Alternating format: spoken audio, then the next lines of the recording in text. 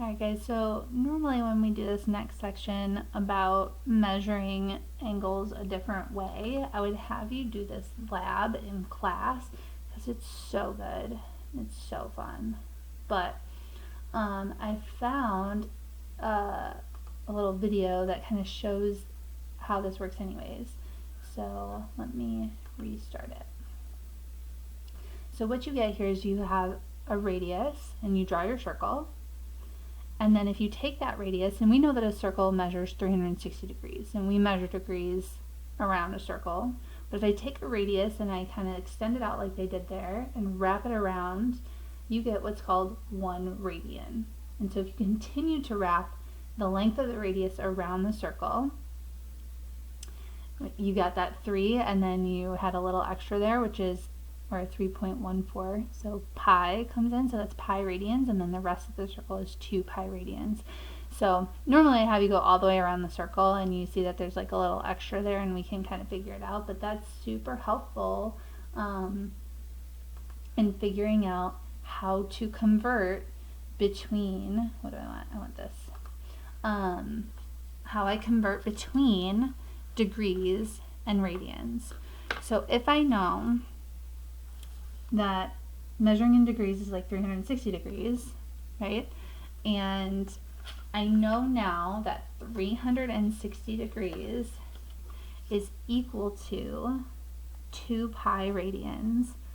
Then I can solve for 1 degree by dividing by 360 on both sides.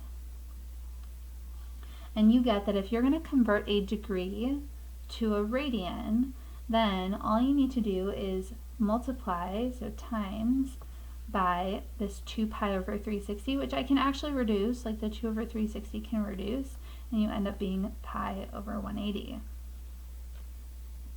Now the same thing is true if I want to go the other way, so knowing that 2 pi radians is a full circle, so 360 degrees, I can solve for 1 radian by dividing by 2 pi on both sides, and I'm left with converting radians to degrees, where I times by 180 over pi, because again I can reduce there that 360 over. So truly, like, the most exact way to measure an angle is in radians, because a radian is talking about how long your radius is all the way around the circle, and we're going to talk next week about when that radian is exactly 1 unit long, and that's even better. But for now, we're just going to practice degrees to radians, radians to degrees. So for example, if I have degrees right here, and I wanted to change it to radians, so I'm in degrees, and I want to go 2 radians, I'm going to take that 30 times pi over 180. Now really, this is just about reducing fractions at this point, because you're always going to leave pi there, and so the 30 and 180 I can cross reduce. So you're going to be pi over 60. Nope, the zeros canceled. Pi over 6. Okay, if I'm in radians and I want to convert to degrees, so I can take my 2 radians and times by 180 over pi, and so we're going to be 360 over pi radians, or degrees. Oops, converted. Which is a yucky number, so I'm just going to leave it like that. If I'm in degrees and I want to go to radians, I'm going to times by pi over 180. And so again, this is really just over 1, and so it's just about reducing your fraction there. So let's see, 325 and 180. Definitely 5 can go into that. So we get 65 here if I go 5 times, and 5 into 180 is 36. 36 and 65. I don't think have any more in common, so we're just going to go 65 pi over 36, because 3 doesn't go into that. No, yeah. So 65 over 36 pi radians. And last but not least, this one here is in radians, and so if I want to convert that to degrees, and I know so because it didn't have the degree symbol next to it, and typically when we see radians that you guys are going to be dealing with as this little trig introduction, if it has pi in it, it's a radian. So I'm going to take this radian and change it to degrees. So we're going to multiply by 180 over pi, which is super nice because your pi's will divide out. And then I just have to do 180 divided by 7 so 25-ish degrees. Okay. So down here, talking about how we measure an angle. We measure an angle always from that initial side up to its terminal side, and we usually call it theta. It's really hard to explain what a degree and what a radian is, but they are both units of measure of an angle. So measures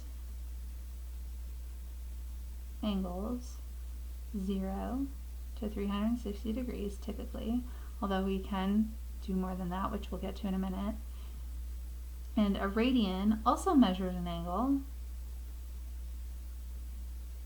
but on a scale of 0 to a full circle, which is 2 pi. And so I also want to talk about how we split a circle up in smart ways in just a second here too. Okay, so we talked last time about angles in standard position. So an angle in standard position has their vertex at the center of your circle, where the initial side is on that positive x-axis here. So here we have our initial side. Angles are positive going counterclockwise and negative going clockwise. And I didn't mention this last time, but quadrantal angles have their terminal side right along an axis. So if my terminal side was right here and I'm 90 degrees, then I'm truly called a quadrantal angle because you're on an axis and not in a quadrant, which is kind of a weird reason to name it a quadrantal angle, but you know. So determine the quadrant in which the terminal side of each angle lies. So negative 300 degrees, if I think about sketching this angle out, my initial side has to be on positive x. Because I'm negative, I have to go clockwise, and we talked about how we can count the 90s to know how far to go. So 90, 180, 270, 360 is too far, so I'm like somewhere in here. And so it's just a little bit of an approximation, but you know, we also have to draw that arc showing which way we went. So negative 300 degrees, and we are in quadrant 1. So if I'm going 195 degrees, we start with our initial side on positive x, and because I'm positive, I'm going to travel counterclockwise, and I can just count the 90s to kind of know. So 90, 180, 270 is too far. I'm just a little bit past 180 there, and so you get that your terminal side is in quadrant 3. Okay, so here's where it gets a little harder because we're not as familiar with counting in radians as we are degrees. So if we kind of think about this, my initial side still has to start on positive x, and now when I count 90s, I can't really count 90s anymore. But if you remember, all the way around the circle, so here's 0, is 2 pi. And then we can split this up in ways that make sense. So halfway around the circle is just pi, so like 1 pi. And then halfway again would be half pi, so this would be like pi over 2. If I go 3/4 of the way, then I went 1 pi and a half, so 1 1/2 is 3 over 2 pi. And so that can kind of be helpful because I can just kind of ignore the pi and think about the numbers. So here's 0, half, 1, 1 1/2, 2. And so when I compare that 2/3, 2/3 is more than half, but not more than 1. And so you're definitely somewhere in this quadrant. And it doesn't have to be precise. It really never is. It's always kind of an approximation. We have a positive, so we went this way. And so we are in quadrant 2. Again, because 2/3 is almost 1, so I'm almost here. And 2/3 is 0.6 repeating, if you know that, so I don't know, you could do it on a calculator. So it's more than half, because half is 0.5, so I'm definitely in this quadrant. Okay, so using that same logic on part D, because we're still in radians now, we actually found this number back here. So I'm still going to start initial side on positive x. I'm negative, so I'm actually going to go backwards now, but that 3/2 is right here. But I'm counting backwards now, so like here's half, here's 1, here's 1 1/2. And so this one is actually a quadrantal angle on positive y. So it's quadrantal. Okay, so we can talk more about converting, which we did a little bit up here, but that's fine. So convert 30 degrees to radians. So if I'm going from degrees to radians, I'm going to multiply by that pi over 180. So 30 times pi over 180. And then we're really just cross-canceling. Oh, I already did this one. Oops, pi over 6. Whoops. And then converting radians to degrees, so I can take that negative 3 over 4 pi and times by 180 over pi. And usually the way it works, guys, is if I have a radian, usually pi is in the numerator and I want it to go away, so denominators where pi's got to go. This is kind of the cheaty way that I remember it. And if I have degrees and I'm going to radians, usually pi has got to stay in the numerator, so that's kind of the cheaty way I do it. Because the pi should always divide out here because we're going to degrees now. I can do 4 into 180, that's going to be 45, and then 45 3 times is going to be negative 135 degrees. And just for funsies, like why not? Let's sketch these boys. So if I start here, initial side on positive x, if I'm pi over 6, again this is 1 pi here, this is half pi, and 1 over 6 is definitely smaller than 1 over 2, so I have to be in this quadrant. Also that makes sense because 30 degrees should be in the quadrant, so hopefully that feels good, makes sense. And similarly here, 135 degrees, oh, negative though, so we gotta start here and go backwards. It's not going to be quite to 180, but it's definitely past 90, so it's in this quadrant because we went negatively. So that also means that negative 3/4 pi would be in that quadrant, which makes sense because, again, like this is 1 and this is half because we're going backwards, so half and then 1, and 3/4 is 0.75, so that'd be right in between half and 1. So, fun. Okay, so here's more of that coterminal stuff that we talked about last time too. So angles in standard position with the same terminal side are coterminal angles. So that means they're like stopping at the same spot. Like if you remember my example from last time, we went 250 this way, but that's the same as going negative 110 because they terminate or end on the same side or at the same position. So the way that I can find coterminal things quickly, like I did there, is I can subtract from 360, or if I go multiple times around a circle, I can add 360. So if I'm in degrees, we can add or subtract multiples of 360s, because I'm just like going multiple times around the circle, because I don't have to stop at just one circle. I could do multiple times around if I want. However, now that we know about radians, we also want to talk about how I can find coterminal radian measures, which is just adding or subtracting multiples of 2 pi because that's one circle.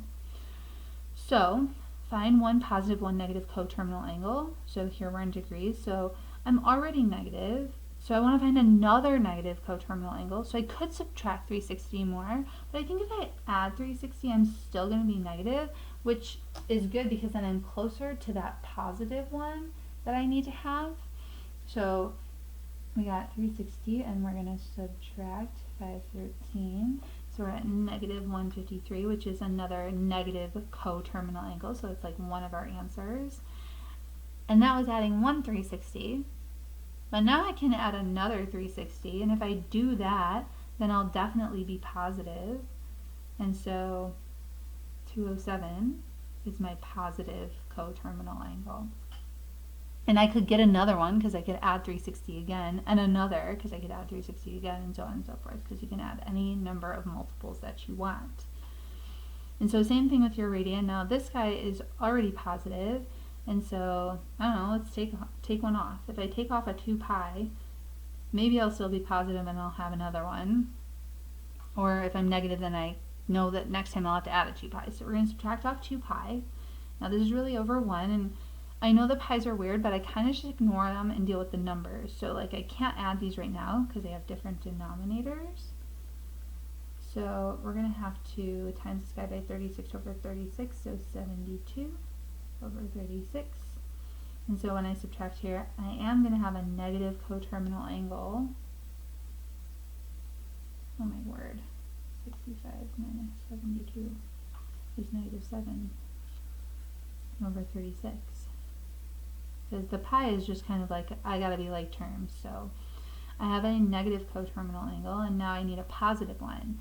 So I don't want to subtract again, because that's just going to make me more negative. So now I'm going to go back to that original one, that 65 pi over 36, and add on 2 pi, which I really need to make it 72 pi over 36 so that I can add it. And so we're going to have 137 pi over 36 as my other coterminal angle. So super fun, but really the most important thing is understanding how to count in radians. And so that's actually what I want to take a look at really quickly, last thing. And so I'm also going to give you guys this circle here that has our degrees around it, because these degree measures are super important. If you notice, we have our 30, 60, 90, and our 45, 45, 90 triangles that we talked about when we did our trig review. Now, what I have over here, 120, 135, 150, these are also multiples of those. Like if I were to drop my perpendicular down and consider my theta right here, theta is going to be the difference between 180 and 120, which is 60 degrees. So really 120 is like a 60-degree angle, and 150 is like a 30-degree angle, and 135 is like your 45. And same idea down here, this 210 is 30 away from 180, so it's really like a 30-degree angle. And 240 is like 60 away, so it's like your 60-degree, and here's your 45. And then you have all your quadrantal angles as well. And so knowing these numbers are good because they're all related back to our 30, 60, 90, 45, 45, 90, but we also need to know them really quickly in radian measures. So again, if you think about radians all the way around a circle, then we're at 2 pi. And if we think about just halfway, then we're at pi, and so that means pi and 180 are the same, just different measures. We talked about going halfway, so half pi is really 90 degrees, and 1.5 or 3/2 pi is like 270 degrees. So don't need to convert 270, I should just know that 3 pi over 2 is 270 degrees. Now we can go even further than that. So if I'm between 0 and half, like halfway in between, which like halfway between 0 and 90 is 45, so halfway in between that is 1/4 pi, so pi over 4. And so really all that's happening here is we're counting by 1/4. So if you think about that, 0 to 1/4 to 2/4, which is half, right? And so then my next halfway in between the quadrant would be 3/4 pi, and then I'm at 4/4 pi, which 4/4 is 1. Next time I count a halfway, or really I'm counting by fourths, I'd be at 5/4 pi, and then I would be at 6/4 pi, but that would reduce to 3/2, and then I'm at 7 pi over 4, which doesn't reduce. But then if I complete my circle, I'm at 8 pi over 4, which 8 over 4 is 2. Okay, so that's kind of nice. Now, if you think about this in terms of degrees, if we talk about the other angles that we didn't get yet, the 30s and 60s, when I count in degrees, when I go from 0 to 30 to 60 to 90, I'm counting by 30s. So in terms of your radians, you're not going to be counting by 30s, you're going to be counting by thirds. Or really, if I think about how I split this up from 0 to pi, I split this up 1, 2, 3, 4, 5, 6 times, so kind of you're counting by sixths. So this first run here, 30 degrees, is 1/6 pi, so pi over 6. Your next one is going to be 2/6 pi, but that reduces to 1/3 pi, so pi over 3. The next one is 90, and that would be 3 pi over 6, but again that reduces to half. And then I'm at 4 pi over 6, but that reduces to 2 pi over 3. Then my next third is here, and just counting up by 6, I'm going to be at 5 pi over 6, which does not reduce. But then when I complete the circle, I'm at 6 over 6 pi, and 6 over 6 is 1. And then I'm at 7 pi over 6, which does not reduce, and then my next, like, 1/6 to travel is going to be 8 pi over 6, but that reduces to 4 pi over 3. And then I would be at 9 pi over 6, but again, that reduces to 3 over 2. Oh my god, it's so great. And then I'm at 10 pi over 6, which does reduce to 5 pi over 3. And then when I complete this circle, well, almost complete the circle, I guess we're at 11 pi over 6, which doesn't reduce, but then 12 pi over 6 is that 2 pi. And so one thing that I really like to point out, because it helped me a ton, is that all of my 30-degree reference angles are over 6, and all my 60-degree reference angles are over 3s, which I just inverted the numbers in my head. I was like, oh, I wish the 30, went with the 3, but it doesn't. Like, and a third is bigger than a 6, and 60 is bigger than a third, so that should kind of help us there. So anyways, those are just good radian measures to know.